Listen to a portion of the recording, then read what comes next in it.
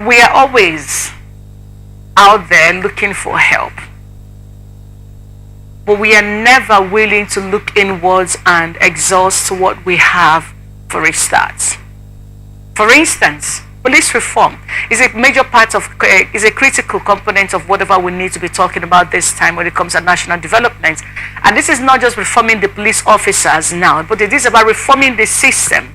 Because I've been hammering on the fact that the welfare of these officers, it's nothing to write home about. I read the IGP talking about a package that was meant for how many, what number of persons, and if you break that money into bits and pieces, it may not even get to 500,000 for each of the families of the lost police officers who lost their lives. So why do you think that this conversation or this quest to have the German Germany coming to reforming the Nigerian police, are they the ones that are going to ensure that the welfare of the serving police officers, for instance, are well catered for?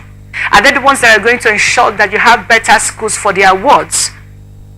Because what's part of the campaign we've been talking about is that these people, their children should have free education, as it will go a long way to help the officers. So why do you think Germany is coming into this now? What are the critical roles they are going to play in ensuring that we have better policing, especially on the critical sector of their welfare? Yes, when it comes to issues of policing or any other issue, no one is an island. Okay, so there is nothing wrong making cross-fertilization of ideas as to how to do it better in your own country. That is on the one side, but after cross-fertilization of these ideas, the implementation, how well do you implement it in our country? Because we have a peculiar circumstance which you have identified, some of them, the underpayment of the Nigerian police officers, the law enforcement agent. When it comes to security, is a very important issue, and by the time you do not have a good welfare package for the Nigerian or for the family of those who are fallen, then there will be one discouragement for those who intend joining the forces or joining the Nigerian police for the security of lives and properties. And by the time you start having this interest in joining these law enforcement agents, you start having very low number of officers who should be ready to man the security outfit of this country. That is one of the effects. And you see also that those who have already been affected, who are victims, who did not get good welfare packages, their spouses, the spouses of those who intend entering will also discourage them. What about whatever that happens to you? What becomes of the family?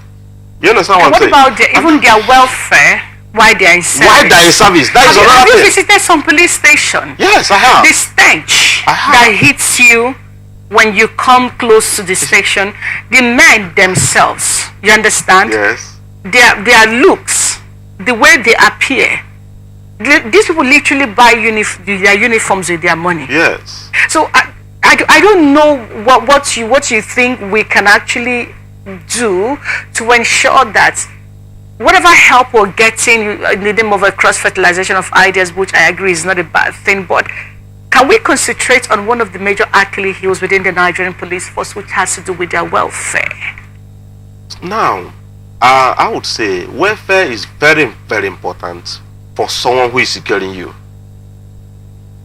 Because a person who is securing you, it's just like, sorry for using example of a bulldog you have in the house, which also performs security function. You leave the bulldog hungry, and you go to play with the bulldog as usual. You know the outcome of it. It may bite you. It may feed on you. You understand what I'm saying? So the issue, that is why when we talk about police corruption, high level of police corruption in the country, and the high level of police brutality and the rest of them, it may be as a result of anger, of underpayment. It may be as a result of, you see, some police officer will see you on the road and start searching, going through the illegal route. You understand? Some of them go about to when it comes to say bail is not free. Bail is free just in paper. But when you go to the police station, you understand, because these people, they will tell you at least there should be something I should be able to carry to the house when your children comes to. That is the truth. Any person who is carrying out the security of lives and properties, who is armed, should be well taken care